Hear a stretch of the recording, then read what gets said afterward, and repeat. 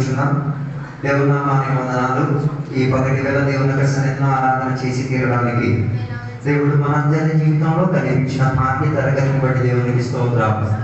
దేవుడు నిన్న నేడు నిరంతరం ఏకరీతిగా ఉన్న దేవుడు కాబట్టి మమ్మల్ని సజీవపరిచి నేటికి ఆయన కృపా మహాశైలంలో మనల్ని నడిపించుతున్నందుకు దేవునికి వేలాది వందనాలు.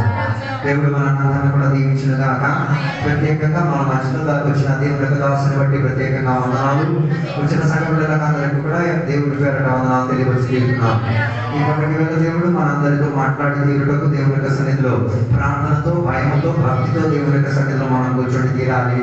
దేవుని యొక్క వాక్యం సెలవిచ్చుచున్నది. దేవుని యొక్క సన్నిధిలో కూర్చున్నప్పుడు అతి జాగ్రత్త వహించి తీరాలి. భయముతో, పొడుగుతో దేవుడిని సేవించి తీరాలని దేవుని యొక్క వాక్యం మనకి బోధించి తీరుతున్నది. అందుకే దేవుని యొక్క బిడ్డలు ఆ వాక్యానికి లెక్క చేస్తున్నారంటే దేవుని యొక్క సన్నిధిలో భక్తితో దేవుని యొక్క సన్నిధిలో ప్రార్థన సహకారంగా కూర్చోండి. దేవుడి పక్కటి వేళ నీతో మాట్లాడి తీరడానికి ఈ పక్కటి వేళ మనం చదివిన వాక్య భాగంలో ద్వితీయోపదేశకాండం 31వ అధ్యాయము మోషే యొక్క మరణకాలం వచ్చినప్పుడు దేవుడు మోషేకి దేవుడు బయలుపరిచిన కొన్ని సంఘటనల గురించి 31వ అధ్యాయంలో రాయబడినట్టుగా మనకి ఎక్కడ కనబడుతున్నది. కానీ మొదటి 2 వచనాలు చదివినప్పుడు మోషేకి అర్థమైంది. మోషే ఇశ్రాయేలందరితో ఈ మాటలు చెప్పిన చాలించి వారితో మరలా ఇట్లా నేను 180 ఏండ్ల వాడై ఉన్నాను, ఇక మీదట నేను వచ్చుచుండలేను. అక్కడ చెప్పిన మాటలు చూడగలిగితే యథార్థ ఆత్మీకులకు వారి మరణ విషయం గురించి దేవుడు బోధించిన దేవుడు. దేవునికి ఎరగని వాడు, దేవునితో అనుబంధం లేనివాడు, దేవునికి సేవించలేని వాడు మరణ విషయం గురించి దేవునికి అంత ప్రత్యేకత ఏం లేదు. కానీ యథార్థంగా దేవుడిని వెంబడించే వారి పట్ల దేవునికి కొన్ని ప్రత్యేక ప్రణాళిక ఉంది. అందుకే సౌభాగ్యం చెందే మరణం పొంది తీరడానికి ఆశ పొంది తీరాలి. లేదు నాకు దుర్గతి చెందే మరణం కావాలంటే ఏం పర్లేదు, ఇప్పుడు వెళ్తున్న ప్రయాణంలో బయలుదేరండి, దుర్గతి చెందిన మరణం నీకు దొరికి తీరొచ్చు. మోషే గురించి చెప్పినంత మాట ఆయన మరణకాలం గురించి దేవుడు ఆయనకి ఏం చేశారు, ముందుగా బయలుపరిచి తీరాలి. ఆయన చెప్తున్నంత మాట ఆయన కనాను దేశానికి ప్రవేశించలేడు, యోర్దాను దాటనివ్వలేదు అని దేవుడు ఆయనకి చెప్పినందుకు ఆయన విషయంలో ఏమై ఉన్నాడు, సిద్ధం కలిగేటట్టుగా ఉండేటట్టుగా ఉన్నాడు. దేవుని యొక్క బిడ్డల ఒక విషయం తెలుసుకుంది, నా మరణం అందరికీ జరిగి తీరుతుంది. ఈ రోజు కాకపోతే రేపైనా మనం మరణించి తీరుతాం.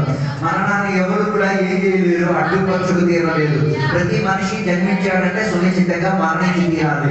అందుకే దేవుని యొక్క వాక్యం మోషే గురించి చెప్పినట్టుగా మాట, మోషే యొక్క మరణకాలం వచ్చినప్పుడు పీరికోడ్లాగా భయపడి చర్చికి వెళ్ళకుండా ఆరాధనకి వెళ్ళకుండా కొంతమంది ఉన్నారు. రేపు చచ్చిపోతామని చెప్పి తినడం మానేస్తారు. డాక్టర్ చెప్పారంట రేపు చచ్చిపోతారంట. ఆ దేవుని బిడ్డ అక్కడ ఏమో అర్థం కాదు. యథార్థ ఆత్మీకుడికి రేపటి కాదు వచ్చే సంవత్సరం మరణం విషయం గురించి చెప్పిన ఆయన దేవునిలో బలపడి ఉంటాడు. ఆయన దేవుని యొక్క విషయంలో, ఆయన దేవుని యొక్క రాజ్యంలో ప్రవేశించి తీరాలన్న ఆకులు ఆయన పొందినది. అందుకే మోషే యొక్క మరణ విషయం గురించి తెలిసినప్పుడు మొదటి ఆయన చేసినది దేవుని యొక్క ప్రజలను సిద్ధపరిచాడు. రెండోది ఆయన చేసిన పని యెహోషువను ఆయన తర్వాత ఎన్నిక పరుచుకు తీరాడు. నువ్వు ఆరాధన చేసి నువ్వు గణపరిచి నువ్వు దేవుడికి అన్ని సేవించిన తర్వాత నీ మరణకాలం తర్వాత నీ కుటుంబం తాను వేసే ప్రక్రియ కాదు, నీ కుటుంబంలో నుంచి ఎన్నిక పొందే కొందరు ఉండాలి. దానికోసం ఏం చేయాలి, ముందుగానే సిద్ధపరిచే ఒక ప్రక్రియ ఉండి తీరాలి. యెహోషువ గురించి బైబిల్ చెప్తున్న మాట, మోషే పరిచర్యలో ఉండేటప్పుడు ఎప్పుడు చెయ్యూత నుంచి కుదిరడానికి యెహోషువ తోడుగా ఉండేవాడు. మోషే పర్వతం మీద ఉన్నప్పుడు పర్వతం కింద ప్రజలకి మోషేకి మధ్యవర్తిగా ఉండి చేతులను అందించేవాడిగా ఉన్నాడు. ఈ కాలంలో అలాంటి వాళ్ళు లేదు. భాస్కర్ మేకపోసేవాళ్ళు, అన్ని విషయాలు మేకపోస్తాయి, ఏ సమస్య మేకపోసేస్తారు, ఏదైనా రోగం మేకపోసేస్తారు. ఆయన కాదు, చెయ్యూతనిచ్చుడు తీరు. నీ విషయానికి పరిహారం సేవకుడు దేవుని మూలంగా ఇచ్చిన మేకపోసుకోవడం కాదు, ఆయనకి సహాయపడేటటువంటిది కాదు. అందుకే మోషేకి అర్థమై తీరింది, ఆయన పరిచర్య తర్వాత యెహోషువను దేవుడు ఎన్నిక పరిచయ తీరుతాడు అన్న విషయం ఆయనకు అర్థమై తీరింది. మూడోదిగా దేవుని యొక్క వాక్యం చెప్పేది, ఆయన దేవుని దగ్గర నుంచి చివరి గడిలో పొందుకున్న వాటిని అన్నింటినీ కూడా రాసేసుకొని ప్రజలకు అదే చేశాడు, వినిపింప చేశాడు. యథార్థ దేవుని యొక్క బిడ్డ మరణించేటప్పుడు రాసిన రాతకమని ఇతరులకు ఏమై తీరుతుంది, పనికి వచ్చేటట్టుగా, ఆత్మిక ఉద్యమం వచ్చి తీరేటట్టుగా, ఆత్మిక ప్రోత్సాహం వచ్చి తీరేటట్టుగా ఉండేది. ఈ పగటి వేళ దేవుడికి సేవించి ఏదైనా రాతక దేవుని పేరున రాశానా లేదా ఒకసారి ఆలోచించి తీరు. నాకు రోజుగా బైబిల్ చదివించిన మాట, వారిని ఆశీర్వదించి తన గడియలు ఏం చేసుకున్నాడు, ముగించుకున్నట్టుగా బైబిల్ అక్కడ ప్రస్తావించి తీరుతున్నది. అందుకే మోషేకి తన చివరి గడియ తెలిసేటప్పుడు నమ్మకత్వానికి ప్రాధాన్యత ఇచ్చినట్టుగా మారిపోయాడు. జీవించినప్పుడు నమ్మకస్తుడు కాలేకపోతే మరణించిన గడియలో కూడా నీవేం కాలేవు, నమ్మకస్తుడు కాలేవు. అందుకే స్వార్థంలో చెప్పబడుతున్నది, దేవుడు కొందరిని పనికి పిలిచారు. పనికి పిలిచిన తర్వాత చివరికి వారిని బహుమానానికి ప్రక్రియలో చెప్పినమాట, పదే దాసుడా, నమ్మకస్తుడైన దాసుడా, నా పనిని పూర్తిపరిచిన వాడ అక్కడికి సంబోధించినట్టుగా చెప్పబడుతున్నది.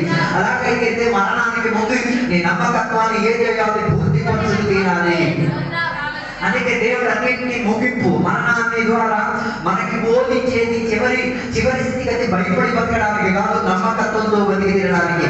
చివరి ఊపిరి తీసుకునేది దేవుని యొక్క వాక్యం ద్వారా ప్రజలను సిద్ధపరిచి తీరడానికి, దేవుని యొక్క వాక్యాన్ని రాసి ప్రజలకు అందించి తీరడానికి, దేవుని యొక్క ఆశీర్వాదం ప్రజల మీదకి వచ్చి తీరడానికి ఉన్న నమ్మకత్వాన్ని దేవుని యొక్క బిడ్డలు తయారు చేసుకు తీరాలి.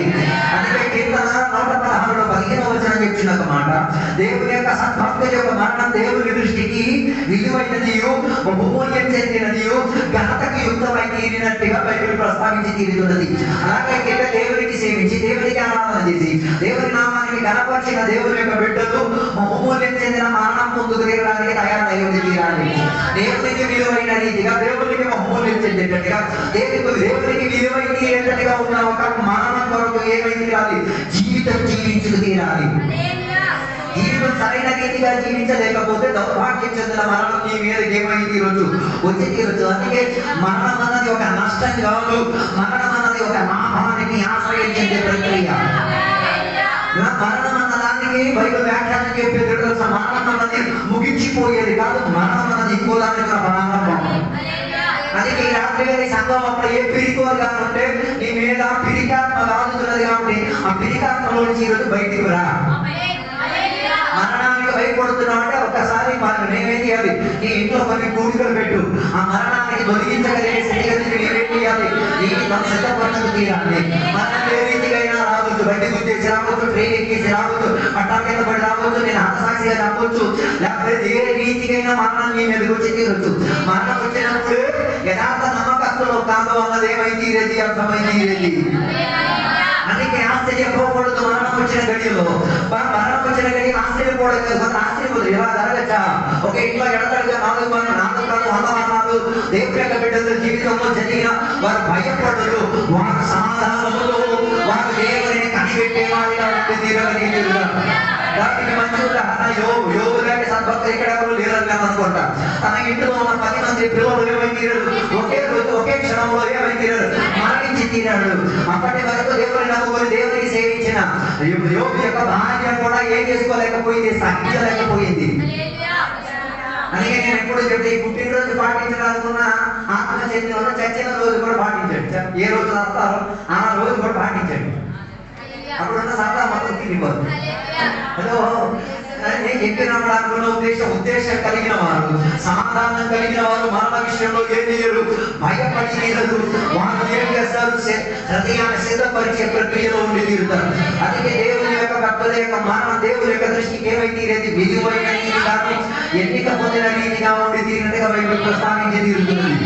మన సంఘంలో చాలా మంది దేవుని విశ్వసించి తీరి దేవుని యొక్క వాక్యానుసారంగా మంచి సాక్ష్యం కలిగి మరణించిన వారి సంఖ్య 20. దానికి ఎక్కువ మంది చచ్చారు. వాళ్ళ ఆత్మికుల కారణం నాకు తెలియదు, మీకు తెలిసినట్టు మీరు అది దేవుని దగ్గర ఇస్తారు. నాకు తెలిసిన దాంట్లో ఒక 20 మంది ఉన్నారు.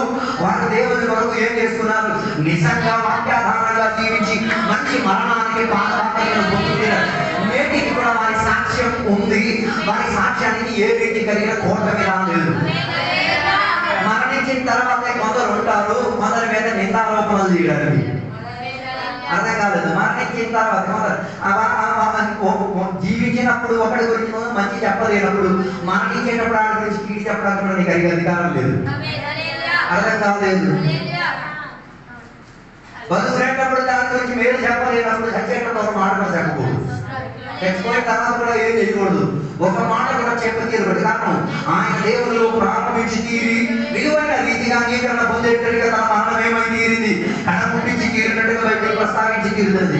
అలాగే పగటి వేళ విలువైన రీతి కలిగే మరణం పొందుకు తీరడానికి విలువ విలువైన జీవితాన్ని దేవుడి చేతికి అప్పగించుకో. విలువైన జీవితాన్ని దేవుని యొక్క వాక్యానికి ఆధారం చేసుకో. విలువైన రీతిగా దేవుని యొక్క బిడ్డలు ఏం చేయాలి? శ్రద్ధ కలిగి ఉండి తీరితే విలువైన రీతి కలిగిన మరణం దొరికి తీరుతుంది. లేకపోతే దౌర్భాగ్యం చెందే మరణం. ఒక భాస్కర్ అబ్బాయి డోలర్లు కన్యలు దించిందండి. దొంగలు కొట్టేవాడు. కొట్టిన కుర్రోడు ఆయన జీవిత స్థితిగతుల్లో ఏమైందో తెలియదు కానీ సంఘ విషయంలో ఏదో అభ్యంతరం రావడం సంఘం విడిచిపెట్టడం. సంఘం విడిచిపెట్టిన తర్వాత వీడు ఏం చేశాడు తెలుసా? అన్ని ఆరాధనలకు ఉన్న ప్రక్రియలోకి తన మనసు ఏమైంది? మెల్లిగా జారిపోయింది. తర్వాత ఏం చేయడానికి తెలుసా? నా మాస్టర్ అని తెలిసి వీడు ఏం చేశాడు తెలుసా? మగాడు వేషం అయితే అందరికి తెలిసిపోతే చెప్పి ఆడవాళ్ళ వేషం వేసేసి ఏం చేశాడు? డ్యాన్సులు చేసేవాడు. ఆడవాళ్ళ వేషం వేసి ఏం చేసేవాడు? డ్యాన్స్ వేసి ఒకరు ఏమైతే సార్ ఇలా ఏదో డ్యాన్స్ చేస్తుండేది. ఏ డాక్టర్ ఏదో తిరగబడింది. ఆ మీద ఏమైపోయింది? పడిపోయిన తర్వాత ఊరు అందరూ బయటపెట్టారు. అయ్యో భాస్కర్ అబ్బాయి. వెంటనే ఏం చేశారు? ఆయన వేషభూషణాలన్నీ తీయించి మంచి యొక్క మరణం కొరకు ఏం చేశారు? పెట్టేది తయారు చేసి సమాధి చేసి తీరారు. నేను చెప్పొచ్చేది జీవించిన నామ తరగతిలో ఆయన ఏం చేయలేదు, దేవునికి అనుకూలం చెందే జీవితం జీవించలేదు. కాబట్టి చివరి గడియ మరణం వచ్చినప్పుడు పెట్టిలో పెట్టేసి ఏం చేశారు? అందరూ నటించేసి సమాధి చేసేసారు. సమాధి కార్యక్రమం ఆశ్రయ భాస్కర్ గారు చెప్పిన మాట అది విన్నప్పుడు నాకు దుఃఖం కలిగింది. ఆ భాస్కర్ గారు చెప్పేటప్పుడు కూడా భాస్కర్ గారికి కూడా దుఃఖం కలిగింది. అయ్యో భాస్కర్ ఏం చెప్పమంటారు? ఎంత వేదన కలిగిందో తెలుసా? ఆ ఆడదాన్ని బట్టలు వేసుకొని డాక్టర్ ఆయన మీద పడినప్పుడు శరీరం అంతా చిట్లిపోయినప్పుడు ఆ బట్టలు తీసేసి మనిషి యొక్క బట్టలు ధరింపజేసేసి ఆ పెట్టిలో పడుకోబెట్టి తీరడానికి మేము కలిగిన ఆతృత మాకు భయవేసింది. ఏంటో తెలుసా? ఇవన్నీ దేవునికి అనుకోవడం చెందే జీవితం జీవించలేదు. జీవించకపోవడం వలన దౌర్భాగ్యం చెందే మరణం పొందుకోవాలన్న పరిస్థితి వచ్చింది. నాకు దుఃఖం కలిగిన మాట అది కాదు. ఆ సేవకులు ఎలా ఇంటి సమాధి చేసి ఉంటారు అర్థం కాదు. అదే సమాధి కార్యక్రమానికి దేవుని బిడ్డలు వెళ్ళడం వల్ల ఏంటి లాభోదయం? వెళ్ళడం వలన వారికి ఏం చేసేది? చివరి యాత్రకు పంపించే బాధ్యతలు నీ చేయుట ఉండి తీరాలి. నువ్వు వెళ్ళలేదు అనుకో, నిన్ను కూడా మున్సిపాలిటీ పోతే వెళ్ళి ఎక్కడ పడేస్తారు. మున్సిపాలిటీ కావాలా, సంఘం కావాలా తేల్చుకో. అర్థం కాలేదు. విలువైన రీతిగా దేవుడి భక్తుల యొక్క మరణం విలువై తీరితే ఆ సమాధి కార్యక్రమంలో ఏమై ఉండి తీరాలి? మన ఆశలు అక్కడ ఉండి తీరాలి. వారికి చేయగలిగిన పరిచర్య చేసి తీరాలి. అప్పుడు కాదు కుక్కల్లా కొట్టుకునేది. పెట్టికి డబ్బులు లేవు, సంఘాలు వసూలు చేస్తారు. సిగ్గు అనిపించట్లేదా?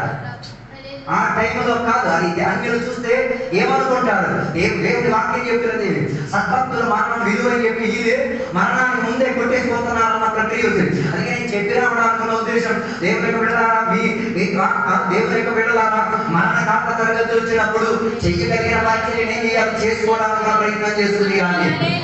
అందుకే దేవునికి మాట చెప్పేది దావీదు యొక్క జీవిత తరగతిలో మరణం తన జీవితానికి వచ్చేటప్పుడు తన కొడుకైన సొలొమోనుకి ఏం చేశాడు?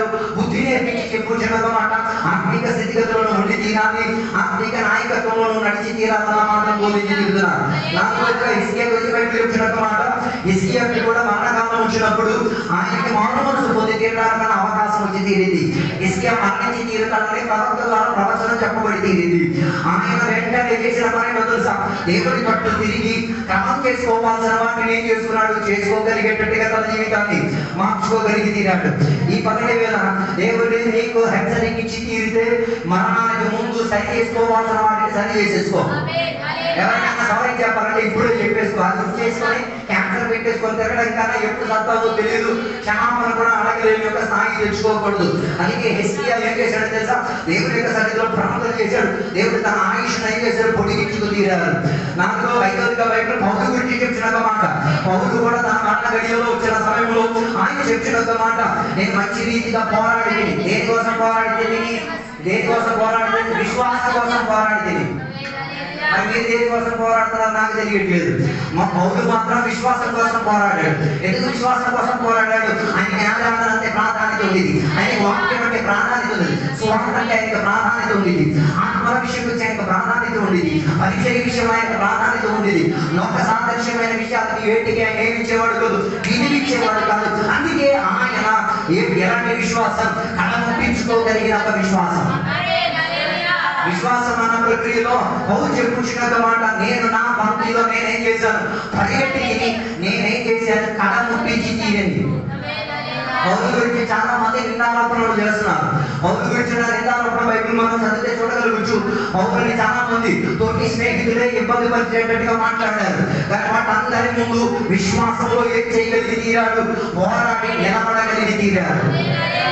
అందుకే దేవుని యొక్క వాక్యం చదివితే విశ్వాసం కోసం ఫైట్ చేయాలి, పోరాడాలి. కొందరికి విశ్వాసం కోసం ఫైట్ చేయడం తెలియదు.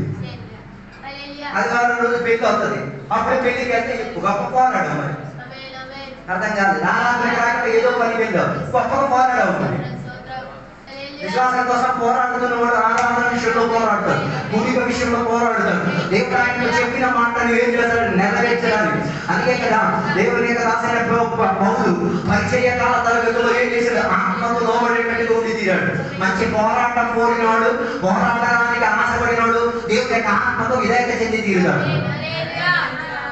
పోయిన రోజు మనకు తెలిసిన పౌలు పాస్టర్ గారు రమ్మ ఆమెకి దేవుడు మాట్లాడిన ఒక మాట ఏంటి, వైద్య శాస్త్రం మీద ఆధారం చేసుకోకూడదు, మందులు తీసుకోకూడదు.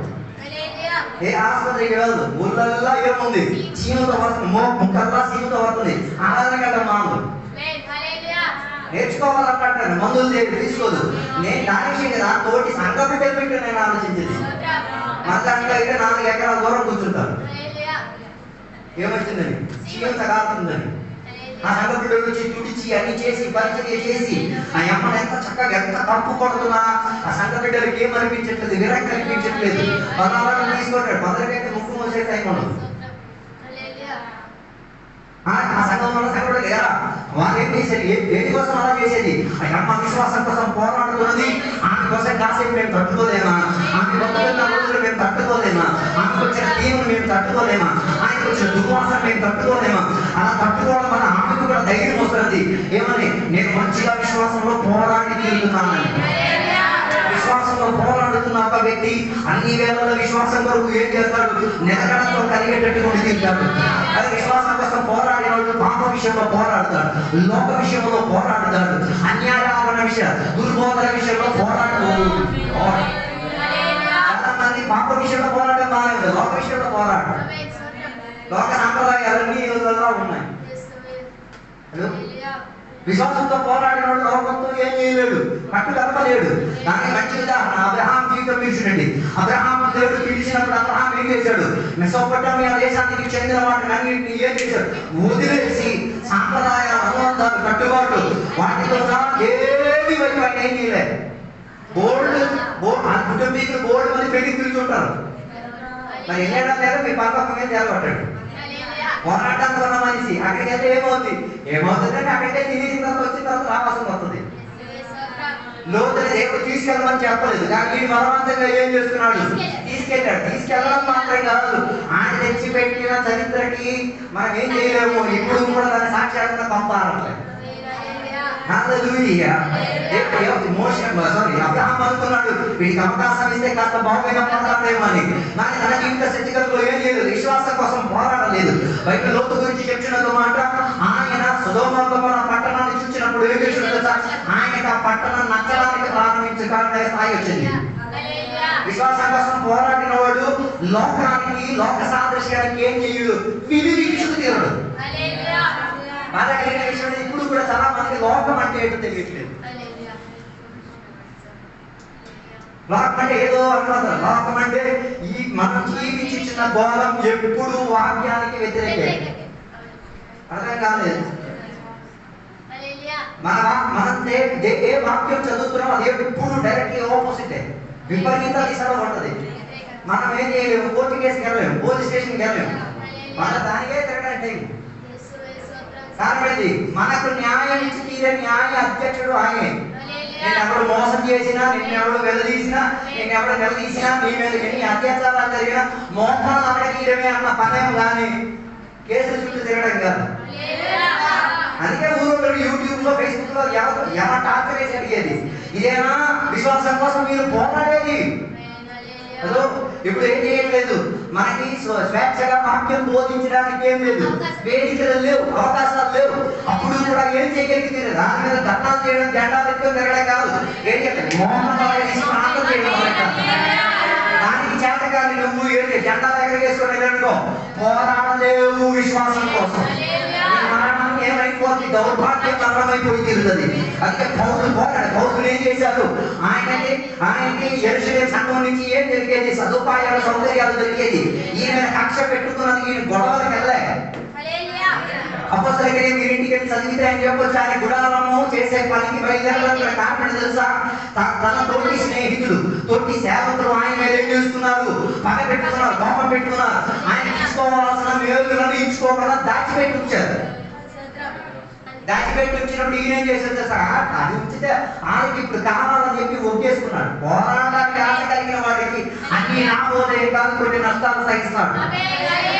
అందుకే వాటి కోసం ఆత్మత చేతకు ఆయన ఏం చేశాడు తెలుసా? సేవా పరిచయం చేసుకున్న టైంలో గుడారంలో పనిలోకి బయలుదేరిపోయాడు. ఆ గుడారం పనిలో ఉండి ఎక్కడ గుడారం పని చేసుకున్నాడు, అక్కడ ఉన్న సంఘ బిడ్డలను, అక్కడ ఉన్న వ్యక్తులను ఏం చేస్తున్నాడు? విశ్వాసంలో పోరాడి తీరేట్టుగా మార్చుకోగలిగాడు. కొంతమంది విశ్వాసాలు గొప్ప పోరాడేస్తున్నారు. ఏదైనా గొడవలు వస్తాయి, ఏదైనా ఇబ్బంది కలిగి మోసాలు చేయలేడు, ప్రార్థన చేయలేడు, కన్నీరు కావలేదు, వేదన పడలేడు. ఏంటి అన్నింటికి జెండా పట్టుకుని దిగేస్తాడు. ఆ దగ్గరికి ఏం ప్రయోజనం? మంచి మరణం దొరకదు, దౌర్భాగ్యం చెందే మరణం దొరికింది. అందుకే ఆలోచించండి, మంచిగా పోరాడి తీరాలంటే ఏం చేయాలి? దేవుని యొక్క సన్నిధిలో నిలకడతో కలిగి వాక్యానికి ఎడవగాని గుడిగాని ఏం చేయకూడదు, తీరకూడదు. అందుకే పౌలు చెప్పిన మాట, నా ప్రాణాన్ని నేనేం చేస్తున్నా? ప్రాణార్పణముగా అర్పించి తీరుతున్నాను, ఒక నైవేద్యముగా నేనేం చేసి తీరుతున్నాను. అంటే దాని అర్థం దానికి ఏముంటది? సువాసన ఉంటది, దానికి ఏముంటది? ఖరీదు ఉంటది. ఇచ్చిన బలి వస్తువుకి ఏముంటది? విలువ ఉంటది. కొందరికి ఏం విలువ లేదు. ఇచ్చిన ఆరాధనకి ఏ విలువ ఉండదు, ఇచ్చిన జీవితానికి ఏ రీతి కలిగిన విలువ ఉండదు. పిల్లలు జాగ్రత్త ఇచ్చిన తర్వాత ఇచ్చినట్టుగా కొందరు జీవితం ఇచ్చింది.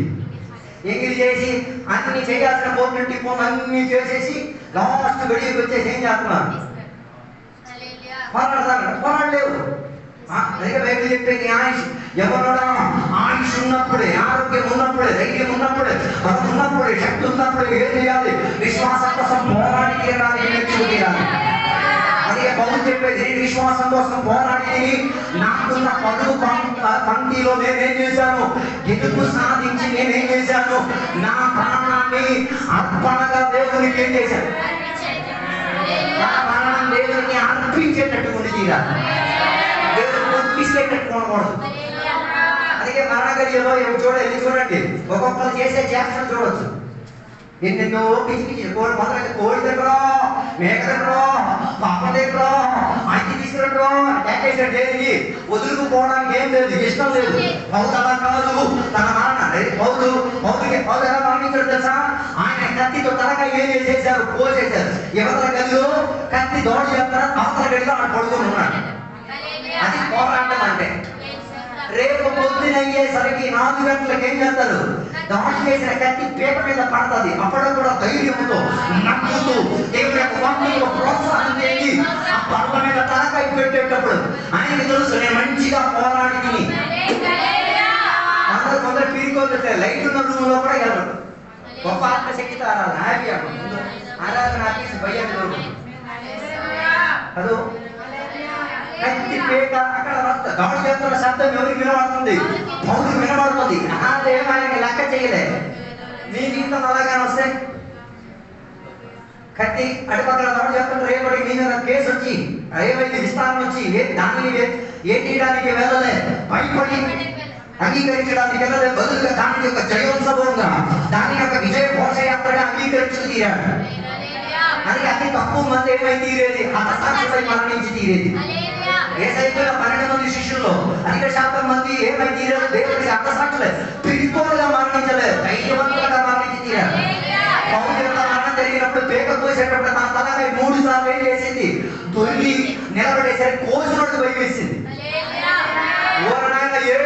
ఏడు సమాధానం మరణంలో ఎంత రాబోతే ఏం చెందిన మరణం? పేక కోసినాడికి ఏం లేదు, భయం లేదు. అంటే కొన్ని సంఘాలు పేకపోయే పరిస్థితి వచ్చిన పేకపోతే పోయింది కానీ విశ్వాసం కోసం నిలబడి తీరాలి. నీ మాట అవునంటే అవును, మొదలంట నేను 8:30 చేస్తాను, రాలేకపోతే ఆలోచన నువ్వేం చేసావు? విశ్వాసం కోసం గొప్ప పోరాటం పోరాడు. నీ మాటలో అవును అవును లేదు, కాదు కాదు లేదు. అందుకే కొందరికి స్టోరీలు రెడీగా ఉంటాయి. ఎందుకు రాదంటే పంచర్ లోపల ఏదో దూరిన దాంట్లో ఏదో పెట్టాను ఇవన్నీ చెప్పమని ఎవరు చెప్పారు? వస్తానని చెప్తే కష్టమో నష్టమో రావాలి, లేకపోతే మాట ఏం చేయకూడదు. విశ్వాసంలో పోరాడినవాడు సార్ ఏ విషయం కోసమైనా రెడీ, వెనక తిరిగేది లేదు. అది నేను చెప్పినవాడు అనుకున్న ఉద్దేశం, get ready for your death. నీ మరణం కోసం నీవేమై తీరాలి, సిద్ధపడేటట్టు దానికి మంచి విశ్వాసంలో పోరాడాలి. విశ్వాసంలో పోరాడి తీరాలంటే అన్ని నీకు విపరీతలో ఉన్నా ఆ విషయంలో భయపడకుండా ఎదురు దిశలో ముందున్న దిశలో ఏమై తీరాలి, బయలుదేరేటట్టుగా ఉండి తీరాలి. అందుకే పౌరులు తన మరణం అర్థమయ్యేటప్పుడు విశ్వాసం కోసం మంచి సాక్ష్యాన్ని పిలుచుకోగలిగి తీరాడు. అందుకే దేవుని బిడ్డల మరణాన్ని ఒక జయోత్సవంగా ఏం చెయ్యాలి, ఆస్వాదించుకోగలిగి తీరాలి. అయిపోయింది అని అనుకోవడం కాదు, అందరికి అబ్బోతే కాదు, కన్నీరు వచ్చేది, ఎదురు వచ్చేది, అమ్మాయి అని నేను అడగాలి. ఎప్పుడు మానవ వచ్చి ఇంకేం చేస్తావు? జబ్బు శరీరానికి వస్తుంది, పెద్ద విషయం ఏం కాదు. అయితే దేవుని చిత్తమైతే స్వస్థత ఇస్తారు, లేకపోతే దేవుడు వీడికి మొదటి జబ్బు వచ్చేది, భయం వచ్చేది, ఆరాధన గుళ్ళు వచ్చి ముందు చేస్తారు, ఉడికి అన్ని హార్ట్ అయిపోతుంది. ఎందుకు వెళ్తున్నాడు? అది తప్పుకోవడానికి. ఏది దాటుకోవడానికి? ఆ జబ్బు దాటుకోవడం. జబ్బు మాట అయిపోతే మళ్ళీ మామూలు. ఇందాక మేము వచ్చినప్పుడు మాట్లాడుతుండే సేపటితో మాట్లాడుతున్నాయి. కొంత విశ్వాసం ఎలాగే అవసరం కోసం దేవుని ఏం చేసేస్తున్నారు, వాడేసి. ఇది మంచి విశ్వాసం కోసం పోరాడేది కాదు, ఇది దొంగ విశ్వాసం. ఇది మంచి విశ్వాసం కోసం పోరాడిన వాడు దేవుని ప్రేమించేవాడిగా ఉండి తింటారు. 10 మంది కుష్ఠవ్యాధులు స్వస్థత కొరకు ఎవరి దగ్గరికి వచ్చారు? యేసయ్య దగ్గరికి వచ్చారు, స్వస్థత పొందారు. అందులో ఒక్కడు మాత్రమే ఏం చేశాడు? మంచి విశ్వాసం పోరాడే కాబట్టి తిరిగి వచ్చాడు. దేవుడు నేను స్వస్థపరిస్తే, దేవుడు నేను బహుపరిస్తే, దేవుడిని కుటుంబానికి తిరిగి ప్రతి కూడికకి తిరిగిరా, ప్రతి శుభాకాశాలకి కూడిరా, కృతజ్ఞత చూపించేది. జబ్బు అయితే ఏమైంది? బైబిల్ చెప్తున్న మాట, 4 స్నేహితులు కలిగి ఒకరిని ఏం చేసుకున్నారు, ఎత్తుకొని తీసుకొచ్చారు. విశ్వాసం కోసం పోరాడారా? ఆ కుర్రోడ్ని ఎలా తీసుకొచ్చారు? ఆ వాక్యం విన్నాను సరే, ఎవరైనా తీసుకొచ్చారా? అప్పుడు విశ్వాసం కోసం మనం పోరాడలేదు అన్నట్టు. మన ఇంటి పక్కన ఉన్న స్నేహితుడు రోగ దశలో పడి ఉన్నాడు, వేద దశలో పడి ఉన్నాడు, మనం రేపు మొప్ప జరిగింది. ఆయనకి ముందు వీళ్ళు ఏమనుకున్నారు, వీడిని చాపడానికి మేము వదలం, వీడు చచ్చిపోయే ముందు వీడికి మేము లోకం అంటే ఏంటో చూపిస్తాం, దేవుడి ప్రేమ అంటే ఏంటో చూపిస్తాం, దేవుడి సహవాసం అంటే ఏంటో చూపిస్తాం. అక్కడ ఏమీ రాయబడలేదు. ఎందుకు వారు తీసుకెళ్లారండి? ఒకే ఉద్దేశం, యేసయ్యను చూపించుకున్నారు. దానికోసం ఎన్ని అడ్డులు వారికి వచ్చింది. ఊళ్ళో అందరూ ఏటాలైనా భక్తుల్లోనే ఎక్కడికి వెళ్ళిపోతున్నారు. ఇంటి దగ్గర చర్చి ఎక్కడ ప్రార్థన అక్కడికి వెళ్ళినప్పుడు లోపల కూర్చున్న విశ్వాసం యమ పవర్ఫుల్ ఆత్మపూర్లు నేను విశ్వాసం ఏం మీరు లోపల మనిషికి రావడానికి ఏం మీరు కొందరు ఉన్నారు. ఎవరికి ఆత్మీయత అవసరం ఉన్నదో వాడికి ఏం చేయరు, అవకాశం ఏమో ఆ పని జరిగిపోవాలి. హలో చెప్పలేదు పని జరిగిపోవడానికి ఏం లోపల ఏం చేస్తాడు. కానీ ఆ నలుగురు ఏం చేయాలి, దూరం వెళ్ళలే. వారు ఏం చేశారు, ఆరాధనకి ప్రాధాన్యత ఇచ్చారు. ఆయన తెలుసు అక్కడ దేవుడి సాన్నిధ్యం ఉంది, అక్కడ విడజల్లబడేది దేవుడి యొక్క వాక్యమే, అక్కడ ఇది వచ్చేది త్రియేక దేవుని యొక్క సాన్నిధ్యతే. ఆటికి ఏం కాకూడదు, అభ్యంతరం కాకూడదని చెప్పి ఆ కుర్రోడ్ని ఏం చేశారు, ఒక దీని మీద కట్టే ఏం చేశారు, ఇంటి రేఖ మీద ఎక్కారు. ఇంటి రేఖ మీద ఎక్కడ విషయం కాదు, ఇంటి యజమాని అడుగుంటారు, ఎవరికి రేపు కాస్త తీస్తాం, ఇంటి కాస్త ఆ యజమాని ఒప్పుకున్నాడు. ఆయన లోపల విశ్వాసం ఏమైతే మంచి విశ్వాసంగా మారి విశ్వాసం 5వ వాడిగా ఉన్న ఈ మనిషికి ఇచ్చేది. ఈ 5గురుకున్న విశ్వాసం ఆ ఇంటి యజమాని ఇచ్చుకోగలిగింది. ఆ విశ్వాసం ఏం చేశాడు, రేకులు తీశారు, ఏం చేయలేదు, అభ్యంతరం చేయలేదు. ఒక ఆరాధన మధ్యలో ఏదో చరిత్రలో దూరినట్టే వెళ్తారు. ఏదో చరిత్రలో వచ్చింది ఎప్పుడైనా చూసారా? ఏదో చూడండి ఒకసారి.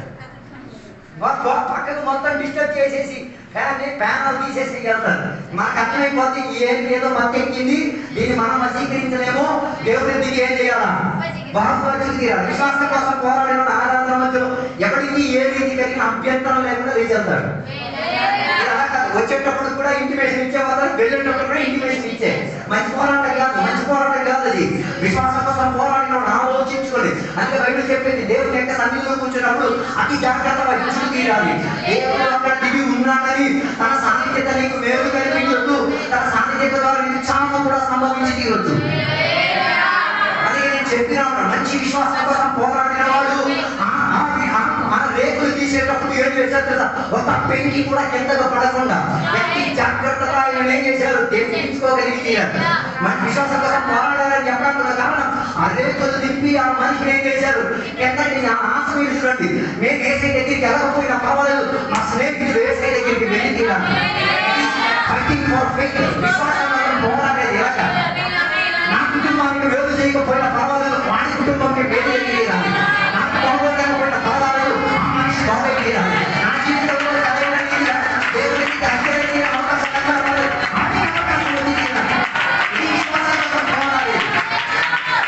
అందుకేమైంది తెలుసా, ఆ రోగంలో చచ్చిపోవాల్సిన వాడు రోగంతో కాకుండా తన సొంత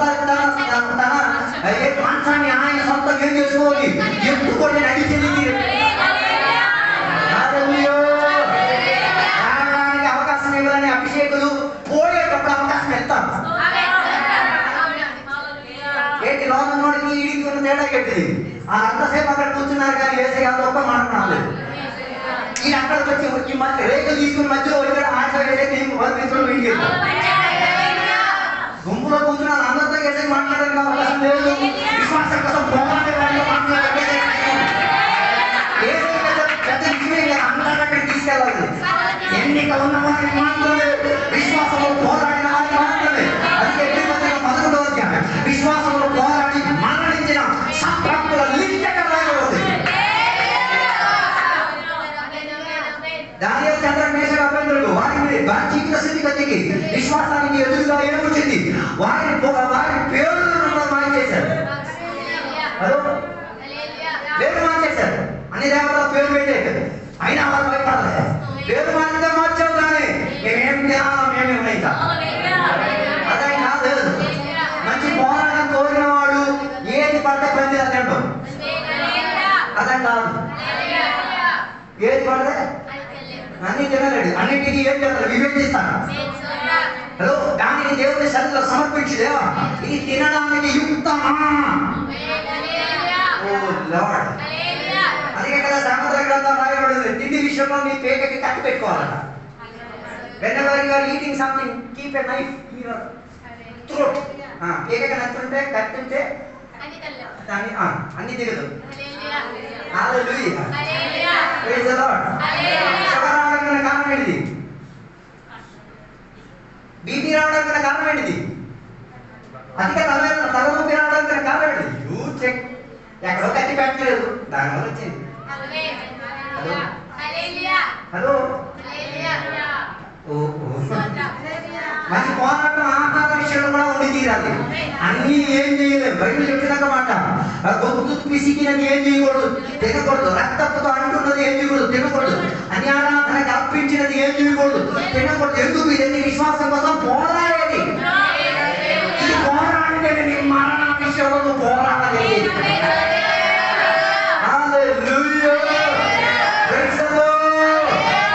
అందుకే పౌలు మరణ విషయంలో పోరాడి ఎందుకు సాధించాడు, ఫిలిప్పీయుల సభలే ధైర్యవంతుడిగా చేశాడు. తన మరణం నేటికి కూడా ప్రస్తావింపబడి తీరుతున్నది.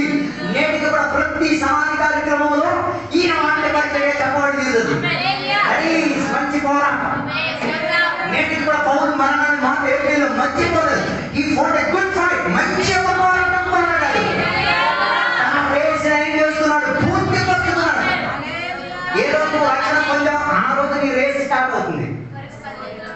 ఏ రోజు నువ్వు రక్షణ పొంది చేసే దేవుడు ఆ రోజు నీ రైస్. ఏ race? Spiritual running race, spiritual warfare, ఆత్మిక పోరాటం ఆ రోజే స్టార్ట్ అవుతుంది. ఆ రోజే నీకు ఏమై తీరేది, లోకముతో అనుబంధాలు భయపడి చెప్పడానికి వేదికది.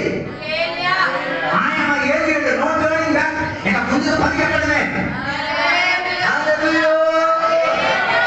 ఈ మధ్య ఈ రోగం మధ్యలో ఎన్ని రోగాలు వస్తాయి, ఎన్ని కష్టాలు వస్తాయి, ఎన్ని ఇబ్బందులు వస్తాయి, ఎన్ని ఒంటరిగా వస్తాయి. వీటన్నిటిని ఏం చేయాలి, నువ్వు ఒంటరిగా పోరాడి తీయాలి.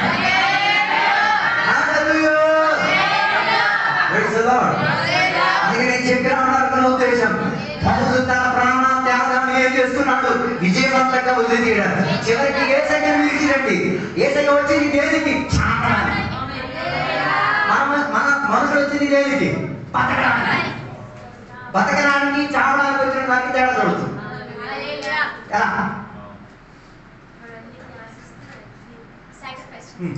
బతకడానికి చావడానికి రెడీ అయినవాడు, బతకడానికి ఫాస్టింగ్ అన్నప్పుడు తినేసి వస్తాడు. బతకడానికి ఆశకున్నాడు, ఆటలేడు. చావడానికి ఆశకున్నాడు, తినుకుంటాడు. 3 రోజులు అయితే చెప్పే ఫాస్టింగ్ దట్స్ ఆల్. నేను సత్తానా, జబ్బులు వస్తాయా, పేరు జనం పడిపోతాయా, యాసిడ్ వచ్చేసి వాంతులు నేను తల తెరిచావు. నేను సామడానికి ఆత్మహత్య చేసే విషయం చెప్పట్లేదు, నీ శరీరాన్ని చంపడానికి, నీ శారీరక క్రియలను ఫాస్టింగ్ అనుకుంటే ఫాస్ట్ ఏం చేశారు, ఏం చేయడానికి రెడీ చేస్తున్నాడు, ఆత్మహత్యకు ప్రేరణ ఇస్తున్నాడు, భయపడిపోతాం. హలో, ఎన్నో బతుకుతాం, బైబిల్ గురించి చెప్తాను, నెబుకద్నెజర్ గురించి చెప్తున్నది. బతుకుతామని గర్వం పడ్డాడు. ఒక్క సెకండ్ లో పట్టణంలో బతికినోడు అడిలోకి వెళ్ళి పశువు బతికాడు. ఇదే second, fraction of second. Hello hello, దేని వల్ల కరిగించాడు. ఏడు కదా, నాకన్నా మనగడవాడు లేడు, నేను చేసింది చూడు, నేను కట్టింది చూడు. ఏమైంది? జస్ట్ ఫ్రాక్షన్ మారింది. ఏమైపోయాడు? పశువులాగా గడ్డి మేపు. ఓ లార్డ్, బయలుదేరిన మాట గడ్డి మేపుకొని ఊరు తిరిగేటప్పుడు ఆయనకు అర్థమై తీరింది, ఇది కాదు నాకు ఉండాల్సిన సౌకర్యం, ఇందులో ఏం చేయాలి? మనసు గడ్డి తిరిగి తిరుగుతున్నావా, పశువు అయ్యావా లేదా? అది ఉపవాసం చేసేటప్పుడు ఆత్మహత్య కొన్ని చేస్తారు కాదు. కొందరు 3 పూట తినలేకపోతే సతమతం, ఆ సతమతం హలో, రక్షణ పొందిన ప్రతి దేవుని బిడ్డలు ఏం చేయాలి? చెయ్యాలి. చేయలేకపోతే ఈ విశ్వాసం ఉంది. ఇంకేది మరి అటు ఇటు ఉండకూడదు. చేయలేము, ఉండలేము, ఏం లేదు. If you are committed, complete it. Yesayya సామడానికి వచ్చినవాడు, అదే ఆయన సేవ పరిచయం త్వరగా అన్నింటిలో దేని గురించి అంటే ఇంకా ప్రామినెన్స్ గా చెప్పేది మరణ విషయం గురించి ఆయన చెప్పేది. ఆయన చెప్పారు 3 రోజుల్లో ఎరుసలేము దేవాలయాన్ని తేలి చూసి ఎరుసలేముకి కాదు మాట్లాడింది, ఆయన ప్రస్తావించారు. 3 రోజులు నేనేమై తీరుతాను, నన్ను నేను భక్తులు కొట్టుకుంటూ 3వ రోజు నేను తిరిగి కట్టి లేవుతానని చెప్పేసరికి ఆయన వాక్యం ఏమర్థమైంది తెలుసా? మా దేవాలయం కలగడానికి వచ్చిన వాళ్ళు ఆడి మీద కేసు అరెస్టు అని పెట్టారు. మన దాంట్లో అక్కడ కొందరు ఉన్నారు, మాస్టర్ గారు ఎక్కడ పంది కొట్టు గురించి చెప్తే వీడేమైనా పేగుల గురించి విన్నాడు. మాస్టర్ గారు పంది కొట్టు గురించి మాట్లాడారు, వీడికి ఏం కనబడింది? శ్రద్ధ లేదు. హలో, అందుకే యేసయ్య మరణ విషయం గురించి ప్రస్తావించినప్పుడు వానికి ఏమి కాదు, అర్థం కాదు. యేసయ్య చేసిన మొదటి అద్భుతం, నేనంత ద్రాక్షారసం చేసినప్పుడు మరియకు చెప్పిన మాట ఏంటో తెలుసా? నాకు గడియ ఇంకా రాదు. ఏ గడియ? చాలా గడియ, మహిమపరచడం కూడా గడియ రాదు. దాని అర్థం అలా చెప్పడం మనం ఏంటి సంబోధిస్తున్నారు? నీరు మార్చడం కాదు, మనుషులు మారాలంటే నేను ఎంత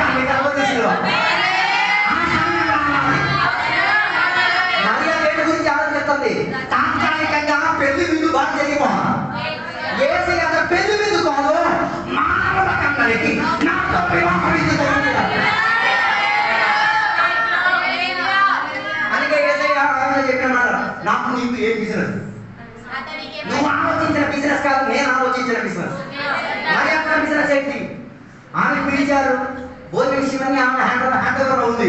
అపమానం వస్తే దీని మీద పడుతుంది, ఎవరి మీద? మరియ మీద పడుతుంది. అందుకే ఆమె ఏం చేసింది? సూతికెత్తి కొడుకుని పాటించుకోవడం. ఏమని ఇక్కడ ఏదో ఒకటి నువ్వేం చేయాలి, ఖచ్చితంగా చెయ్యాలి. ఏదైనా నీ బిజినెస్ ఏంటి, నా బిజినెస్ ఏంటి? ఆయన వచ్చిన ఏ బిజినెస్ కోసం? మనుషులను రక్షించడానికి. బతకడానికి కోరుకున్న దేవుని బిడ్డ బతికి ఏం సాధించావు? సామడానికి రెడీ అవ్వు. శారీరక విషయాన్ని చెప్పాలి. అందుకే బైబిల్ చెప్తున్న మాట, మిమ్మల్ని మీరు ఏం చెయ్యాలి?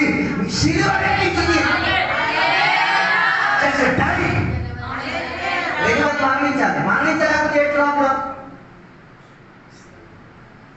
మరణించలేకపోతే ఏం ప్రాబ్లం? ఆర్థికంగా సస్తావు. హలో, ఇస్కరియోతు యూదాను చూడొచ్చు, చిట్టీలో అవుతాయి. దావీదుని చూడొచ్చు చర్చి లోపలే, దేవాన్ని చూడొచ్చు చర్చి లోపలే, ప్రజలు రాలే, లోతుని చూడొచ్చు చర్చి లోపల, లోతు పిల్లలను చూడొచ్చు చర్చి లోపల. ఉన్నారా లేదా మీరు మీ కుటుంబానికి దాన్ని తారతమ్యం చేసుకుని తెలుసు. ఉన్నారంటే దాన్ని ఎటువంటి దిశలో ఏం చేయాలి, లేవాలి. I am ready to die. నేను దేవుని కొరకు మరణించాను. ఏం చెప్పాం? ఏసయ్య మరణించారు, నేను మరణించాను. ఏసయ్యకి సమాధిలో పెట్టారు, నన్ను సమాధిలో పెట్టారు. ఏసయ్య ఎగిరారు, నేను ఎగిరాను. ఇక బతికేది నేను కాదు, ఇక బతికేది నేను కాదు, ఇక బతికేది నేను కాదు. సచ్చినోడు చెప్పే మాట. హలో, ఇక బతికేది నువ్వేనా? అది టైమింగ్ చూస్తే తెలిసిపోతుంది. బతికేది నువ్వే కాదా? లేచేది పోయేటప్పుడు చూస్తే ఎత్తిపోద్ది. బతికేది నువ్వా వేరేవా? Hello hello hello hello. అందుకే ఏసయ్య వచ్చిందే దేవునికి మరణించడానికి. మన విషయం గురించి చెప్పిన శిష్యుడు డౌట్ వచ్చింది, నువ్వు వెళ్ళిపోతే మరి మేము వెళ్ళా. అప్పటికి కూడా వాళ్ళకి ఏం అర్థం కాలేదు. ఏసయ్య చెప్పిన ఆత్మ అర్థం కాలేదు. కొందరు అడిగే ఉన్నారు, ఐగిరి వెళ్ళిపోతే ఇంకేం పడుతుంది. సంగం దేవుడు అయితే ఐగే వెళ్ళిపోతే సంగం దేవుడు నేర్పిస్తాడు. హలో, కొందరు ఐగే ఇక్కడ స్టాగ్నెంట్గా ఉండిపోతారంట.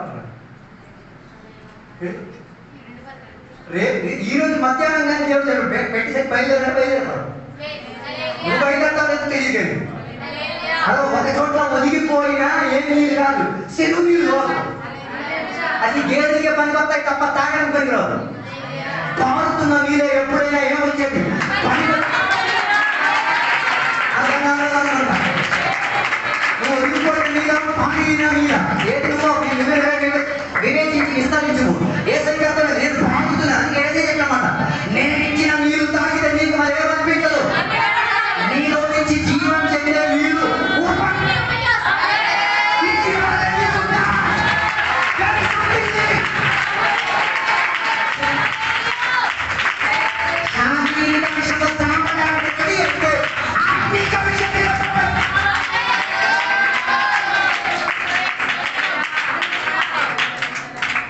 అందుకే బైబిల్ చెప్పింది ఏసై మరణించారని చెప్పారా?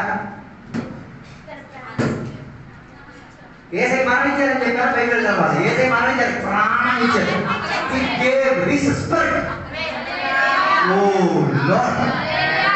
బతకడానికి వచ్చినాడు కాదు, చావడానికి వచ్చినాడు. ఏ టైము బైబిల్ చెప్పిన మాట.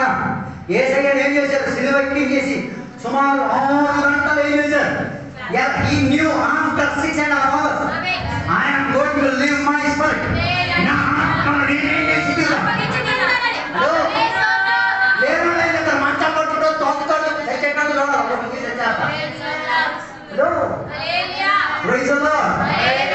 అందుకే బతకడం కాదు, get ready to die. Hello, సామాన్యం రెడీ అవ్వండి. మోసే చెప్పినాడుగా, నాకు అర్థమైంది దేవుని నేను దాటలేను.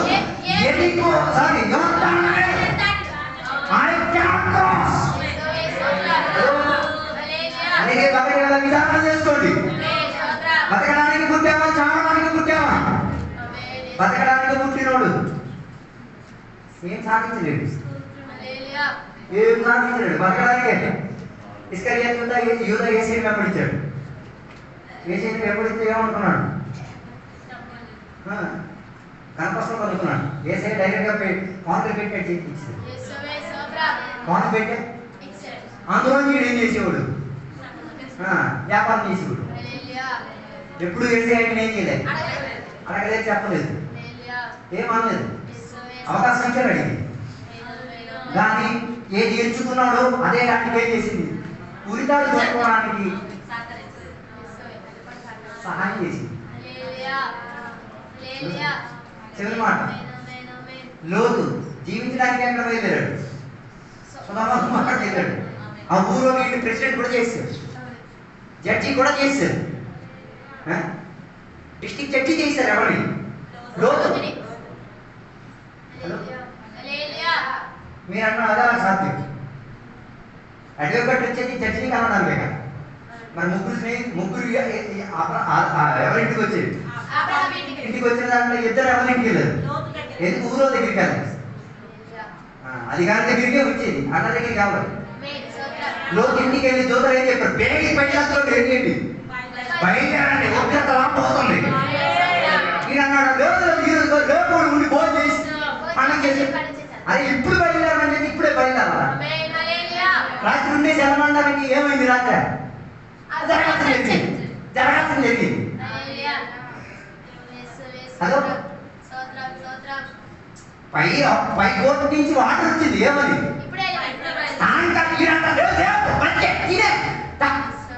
అందుకే బైబిల్ చెప్పి ఏం చేస్తాం, ఏం తాగుతాం, అన్నంతో వస్తే కొంతమంది. Who are ready to live? They are ready to defecate. బతకడానికి కోరినోడికి రేపు పొద్దున ఏం జరిగేది? అందుకే దేవుని యొక్క దాసులు చెప్పేది పెంటతో సమానం లోకాన్ని, లోకాశలని నేను దేనితో పెంటతో సమానం. మరి పెంటకా నుంచి నీకేం దొరకదు.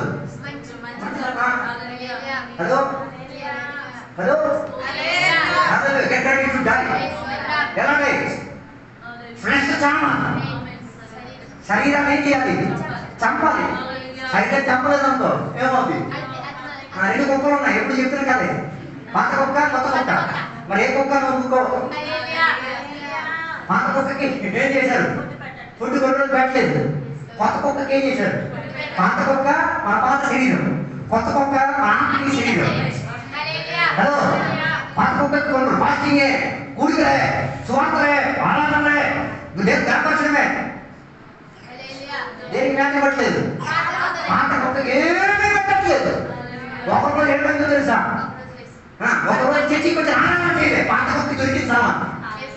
నేను ఆరాధన చేయను, నాకు చెప్పు. పాత కుక్కకి ఇస్తాను. హలో, ఈరోజు నేను దేవుని సేవించను, ఈరోజు లేటుగా వస్తాను, పాత కుక్కకి ఇచ్చా సామాన్. పాత కుక్క ఏం చేస్తుంది? కొత్త కుక్కకి చెప్పేస్తుంది. మనం అనుకుంటున్న ఒక్కసారి శరీరానికి అవకాశం ఇస్తే అంతసేపు ఆత్మల సంపాదన ఒక్క జనాలు. హలో, అందుకే చామ, అందుకే యోహాను సువార్త చెప్పి విత్తనం కింద పడి చామకపోతే విత్తనం చెందే. హలో, ఆత్మీయ సంపత్తులు మంచి మరణం పొంది చావలేకపోతే ఆత్మీయ సంపత్తులు ఒకవేళ యేసయ్య చావలేకపోతే నువ్వు నేను చెప్తున్నావు, నువ్వు నేను కాపాడుతున్నావు, నువ్వు నేను ఆత్మహత్యస్తున్నావు, నువ్వు నేను సంపాదించగలవు,